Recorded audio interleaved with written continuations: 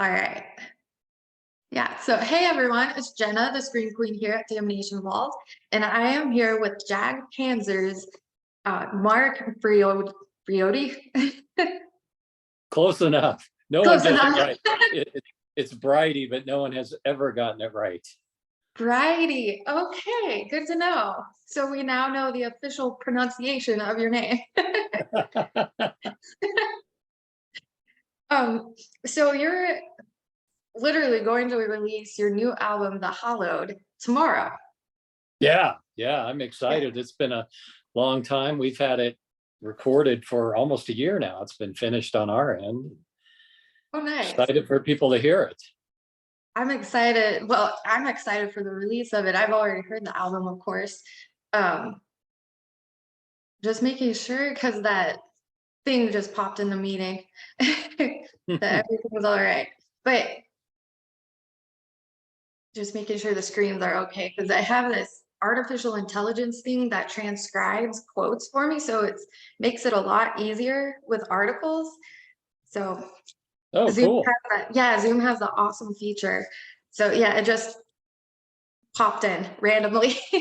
But anyway, so the album concept, it's about a post-apocalyptic world, and with the album anyway, because I know you have a comic book out too, but with the album, it is told through the eyes of the animals, and which is really cool. And the comic book is told more through the eyes of the humans. So you already have a few songs out so far, but let's talk about the opening track, which is I have it all written down, like all my thoughts. Sound is one. Sound is one, yes. So how do you feel that my giant cheat sheet here for the titles? That is awesome. How do you feel that really like sets the tone for the entire concept of the album?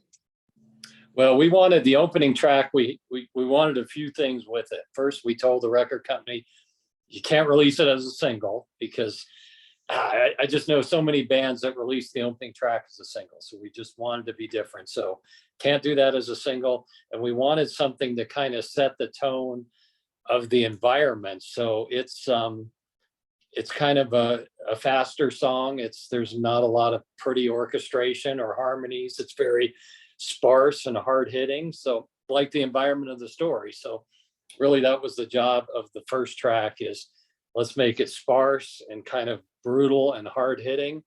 And from the animals' point of view, they're all a team and they're all working together. The humans don't really see it that way, but the animals do. Okay, so what animal is Bound for None all about? Oh, that's it. They're singing about how they all have different jobs. You know, there's there's some eagles that the team uses for surveillance. There's some panthers that hunt. There's a guard dog. There's a couple ferrets that will look for traps. So yeah, all the animals sort of feel, we're all in this together. We're all almost like a family, is the way the animals are looking at it. Okay, yeah, and you do, like you mentioned with the eagle, with Stronger Than You Know, which is already out. Like, how do you feel? Because that one's like, was it the third or fourth track? Yeah.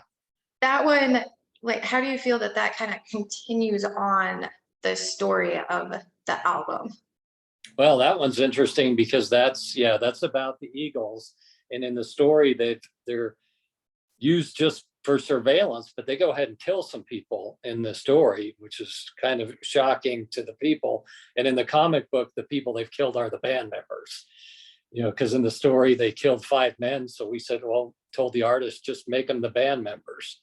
So musically in the song, I asked our lead guitar player, can you kind of make it something that would remind people of eagles? So he's doing all these whammy bar on his guitar going constantly to kind of simulate the birds like swooping in and out. Okay, yeah, it's when you were creating the album, like writing it with your riffs and everything. And also with the lyrics that Harry wrote, like when you two were like going back and forth with it, were there any unexpected plot twists that came up that you decided to go a different direction with the story? Oh, well, I mean, the biggest plot twist on my end was I was throwing out like probably 5 times more music than I kept just because it didn't fit the story. We had a, we would talk about a certain idea, how it's supposed to sound. And if it didn't get 100% approval from my bandmates that, this music fits that part of the story, it got tossed out no matter how good the music was. I mean, I wrote a few complete songs that I thought, oh, this is a really cool song. Nope, into the trash because it doesn't fit what's going on in the story. That was the most important thing, is that the music really had to fit the story. Yeah, well, definitely. With what were some moments when you were in the creation mode that like really stuck with you, like as the riffs were like coming out of you? And which songs particularly? Oh, the interesting one to me is the song "Pray," which is the second song, and it's about the Panthers attack a family, completely unarmed family. It's very brutal. So I needed a riff for the Panthers, and I just had came up with about 20 things that just wasn't working. So I thought, well, I got to do something really different. So I actually came up with a riff that has an accent on 4, which is not done a lot in heavy metal, but that's how, like, the Runaway song Cherry Bomb, that has a 4 accent. And lots of punk bands like Bloodstained from, oh, what's that? The Orange County metal band.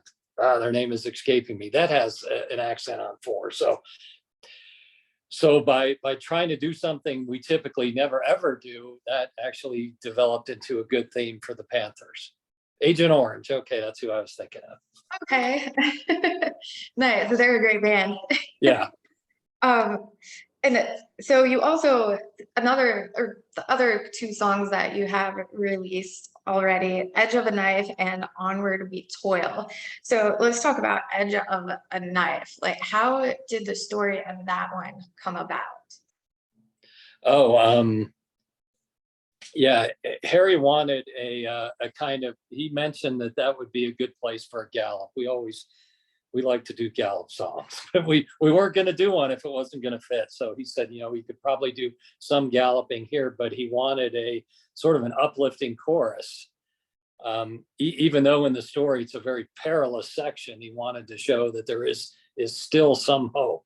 So we made the chorus a little uplifting. I've got a nice little counter melody I play on my guitar for that part.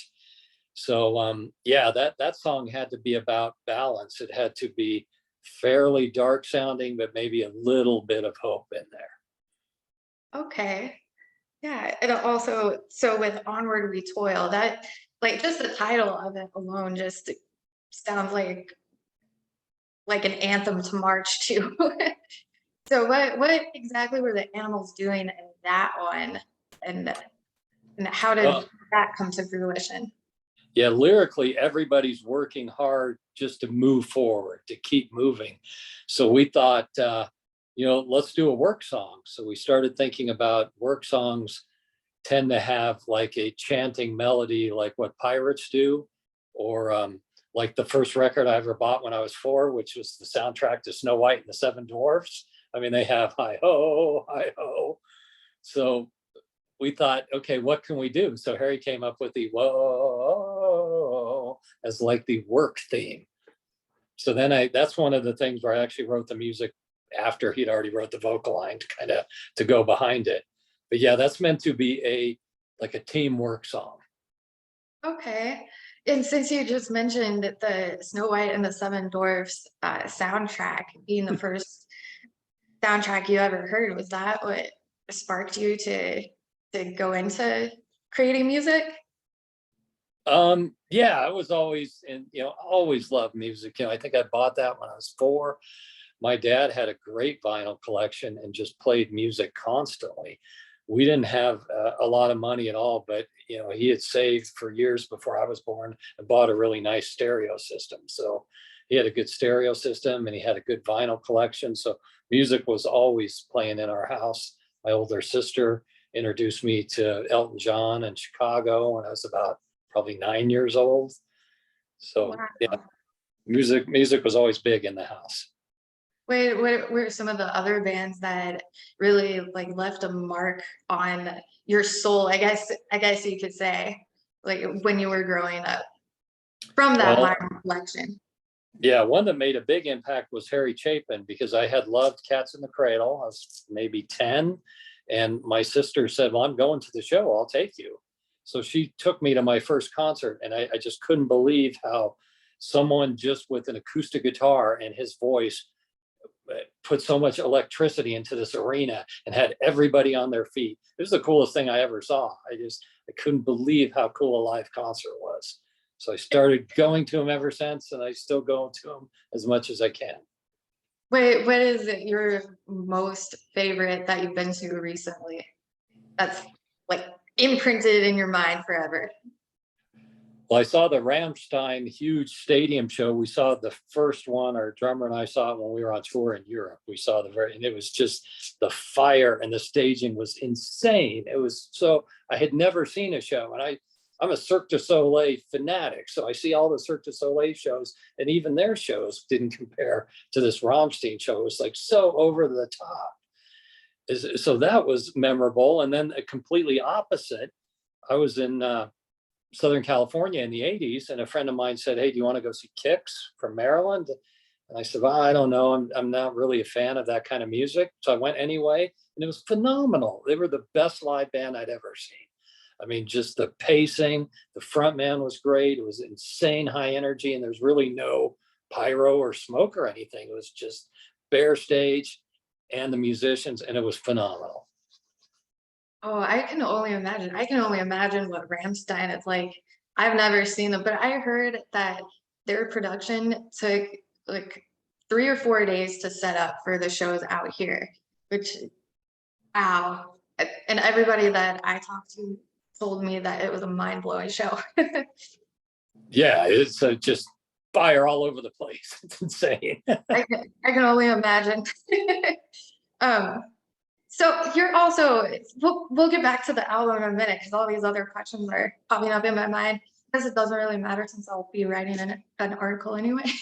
but but you're from Colorado. I'm from Colorado, so which is awesome. Colorado Springs to be exact. And you're an original member of the band, and you have been around since 1981 is what I read. Yeah. Okay, just making sure that's correct. So being a band from Colorado, because especially, I mean, you're seeing more bands come out now, but especially like in that decade, the 80s, 90s, even 2000s, like what how do you feel like? Because Colorado has a very laid back energy to the state. Um, Probably doesn't have anything to do with weed. Maybe it does, but or maybe it's the high up mountain air. I don't know. You know what it's like.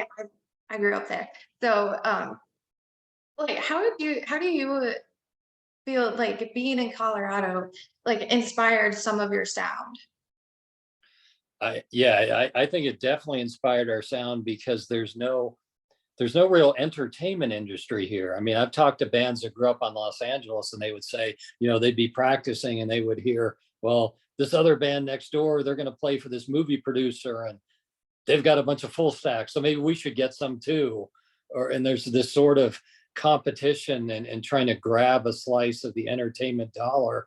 And none of that exists in Colorado. I mean, when we started honing our sound, there really wasn't a big audience for original music. There's no really little movies being made out here or commercials or really anybody paying attention to us. So we were sort of free to just come up with our own style, and there's really no outside influence. It was actually kind of cool.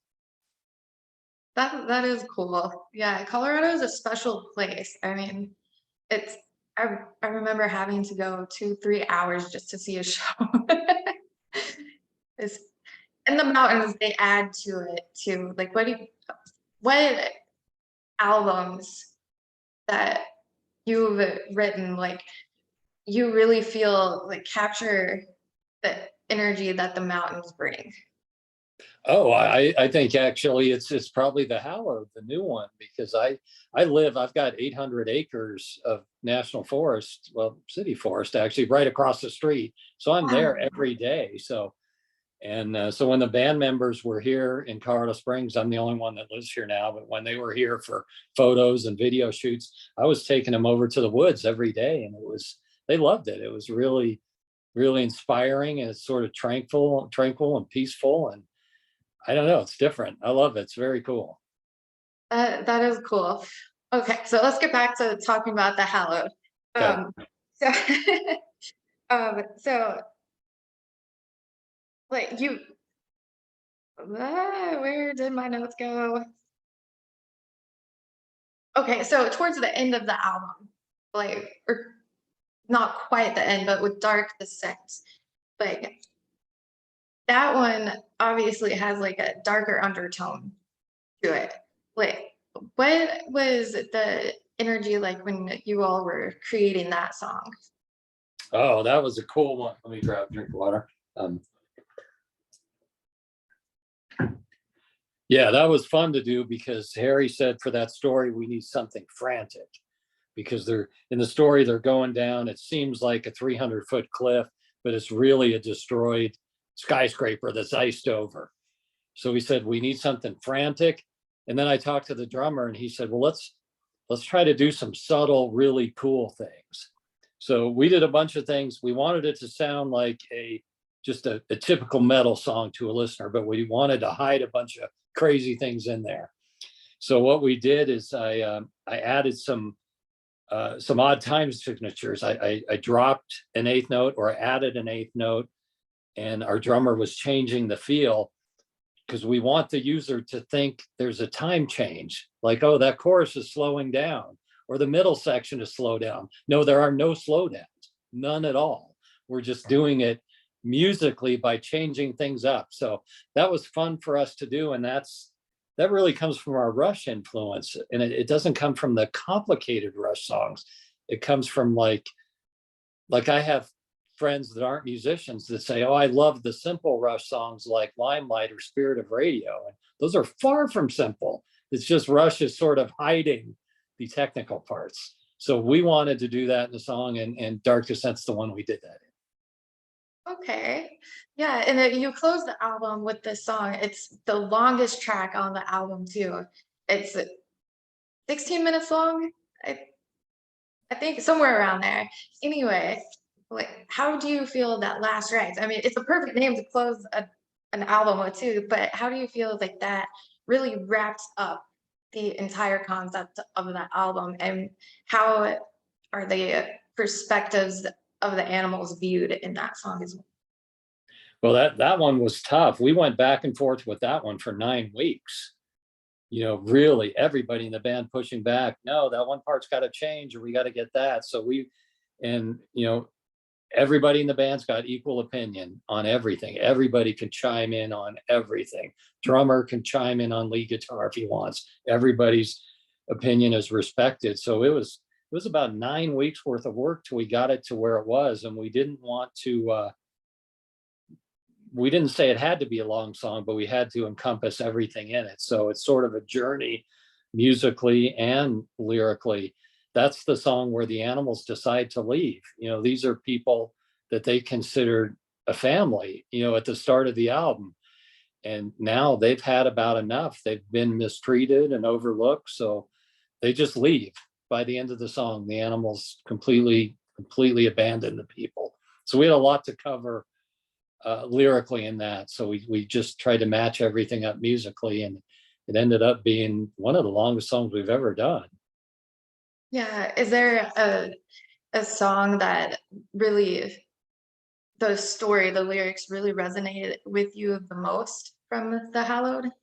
Yeah, it's probably the last one, probably Okay. Last Rites, because we start off musically, there's a bunch of weird murmurs swirling around, and that's because the animals don't understand what's being said. It's sort of just idle chit chat.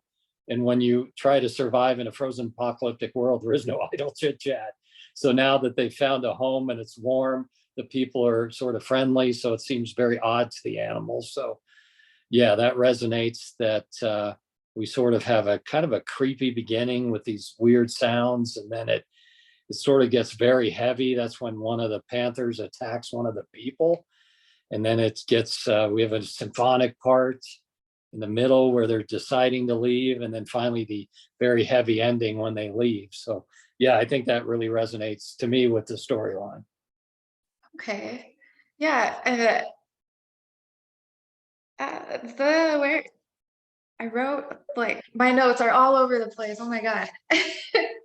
um, in the Tales from the Hollow documentary, like, Harry said that like there were some things, like when you're first writing a song, you don't necessarily like think it's going to be good, but then there are those things that come out, like those little bits of emotion and stuff that really are special and meaningful. So what were some of those guitar riffs and solos that like were really special for you when, like, when you completed the album and listening back to it, like the one that you're just like, oh, I love this part so much. It's my most favorite guitar riffs, favorite solo. Oh, the most special thing for me was on Last Rites. I'm not a lead guitar player. I did it on our first record and didn't like it, so I haven't done it in decades. So we're doing Last Rites, and it's got the section for the first guitar solo, and I'm trying to explain to my band members what it's supposed to sound like, and they're telling me we don't get it. It's not making any sense. So I finally just pick up my guitar and say, the solo needs to be like this. And they all said, okay, that's the solo. So it actually is on the record, the song that I was just showing them just off the top of my head. I want it like this. And it made it on the album, which is shocking, but kind of cool. That is cool. Wow. And also your album art, which was done by Dusan Markovic. I believe that's how you pronounce his or her name. How do you feel like that embodies the entire concept of the album, and what part of the album do you see the most in the cover? Oh, well, that's a great question, because and my answer will show you how great the question is. It's yeah, Dusan's great. He's like my favorite artist. I grew up loving art like Boris Vallejo and Frank Frazetta. So Dusan is great for the cover, because the group of people and the animals in the story, as far as the people concerned, they're not a family. They're not really friends. They're just doing this to survive. So we didn't want to show them as a group on the cover. So we just picked one random animal and one random person. And he's not really the leader, the guy you see, and that's not, the most prominent animal.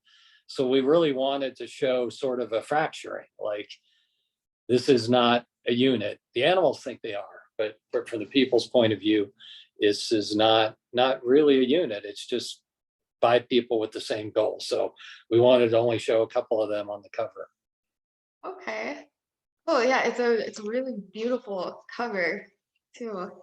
And also, like, again, since you are an original founding member of the band, like, what other albums like really, or that, how do you feel like some of the other albums have really impacted the Jag Panzer like sound, have been, oh my goodness, I'm getting so tongue tied.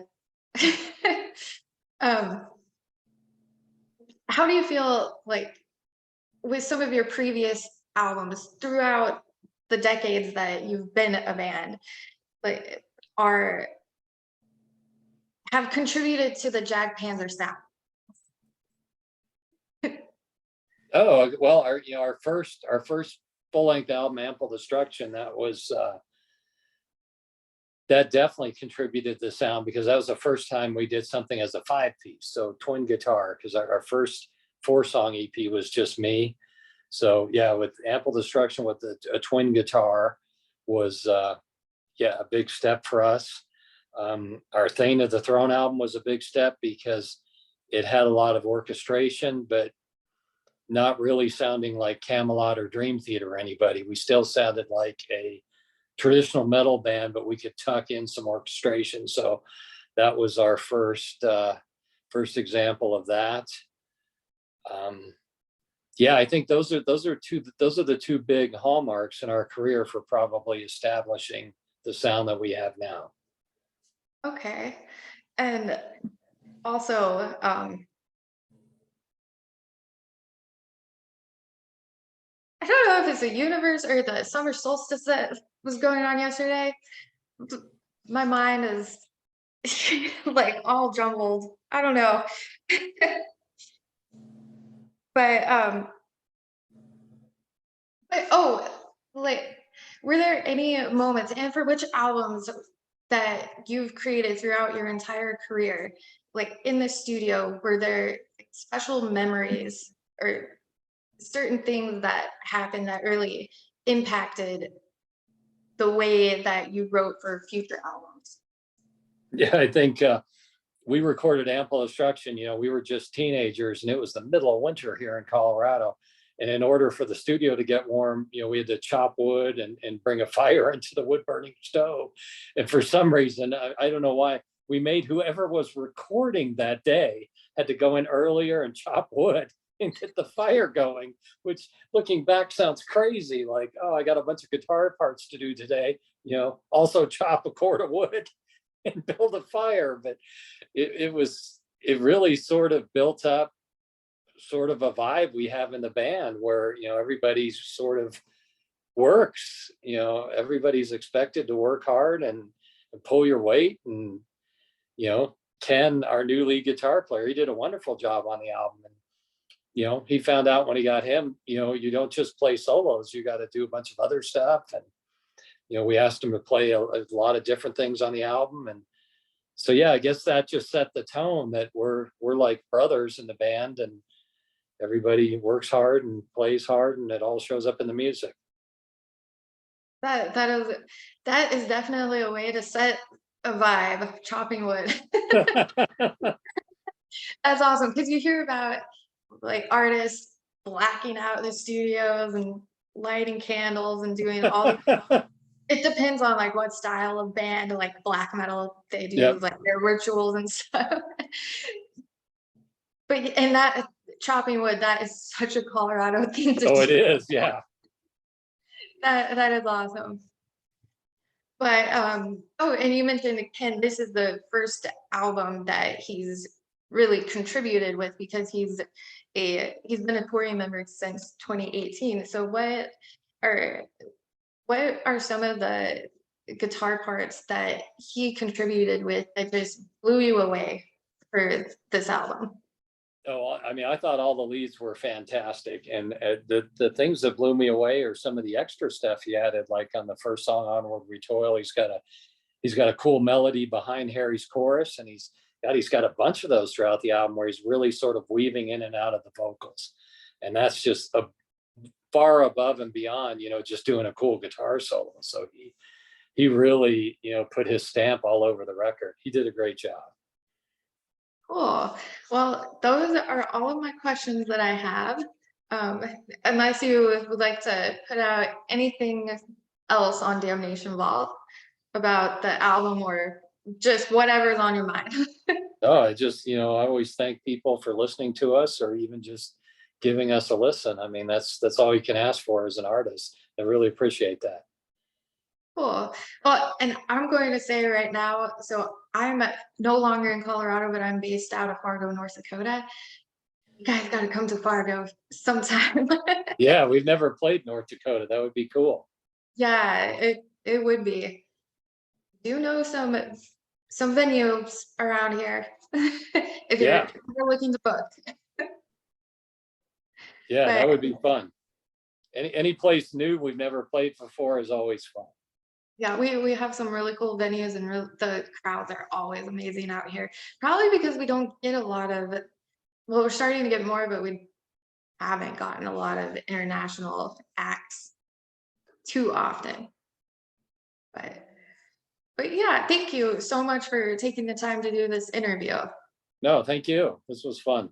Yeah, definitely.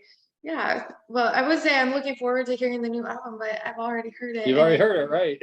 Yeah, quite a few times actually. I thought I almost broke the promo jukebox. Kept giving me this error that my times, the amount of times I've listened to it were a lot, and I'm like, what? Oh, well, that's cool. But awesome. Yeah, so the album is, just putting it out there through Atomic Fire Records, are an amazing, amazing label. There's so many amazing bands on it. Yep. But yeah, thank you so much, Mark, for doing this. Really appreciate it. Okay, thank you. You'll have a wonderful rest of the day. You too. Bye. Bye.